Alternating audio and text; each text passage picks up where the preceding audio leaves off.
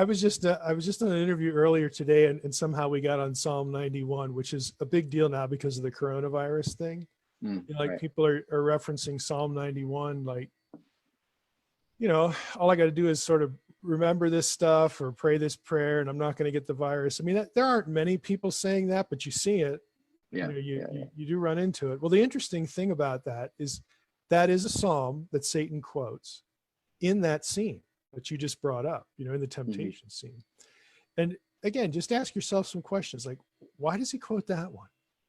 And not like some other one? Like what's the big deal with this one? Well, again, if you had a little background, in it, you would realize that Psalm 91 is found among the Dead Sea Scrolls, where it's grouped with 4 other Psalms that are not, in the Hebrew Bible, but they group those 4 with this one in one collection that are all exorcistic Psalms. And you say, well, where's the exorcism in Psalm 91? Okay, this is what we can't see. If you read through it, you have pestilence and plague, and some of this stuff. If you actually, we're looking at the Hebrew, and you were part of this world, you would realize that the terms there are names of Canaanite deities.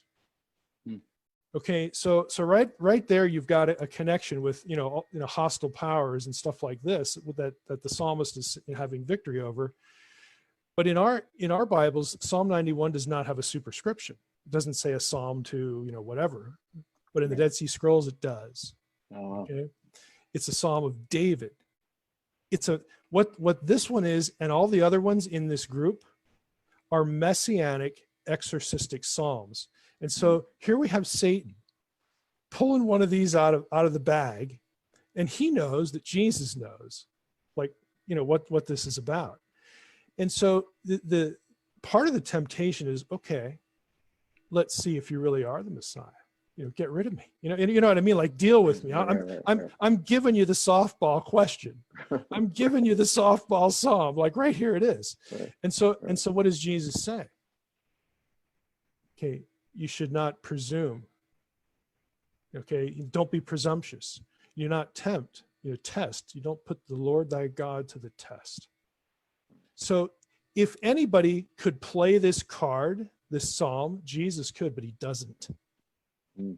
He doesn't fall in, to the trap, because Satan has, offered him, all the kingdoms of the world. He offers him everything that he's there to get anyway, but he doesn't know what the game plan is. I talk about this in Unseen Realm. So he's fishing. It's a fishing expedition too. And not only that, but it's trying, to get Jesus to move a little ahead of the game plan. And Jesus isn't buying it. He's not taking the bait. And again, I bring that up when we talk about Psalm 91, is to say, look, don't use the psalm presumptuously. If Jesus wouldn't do it, it's probably a good idea that we don't. Okay. Yeah. Let's not go there.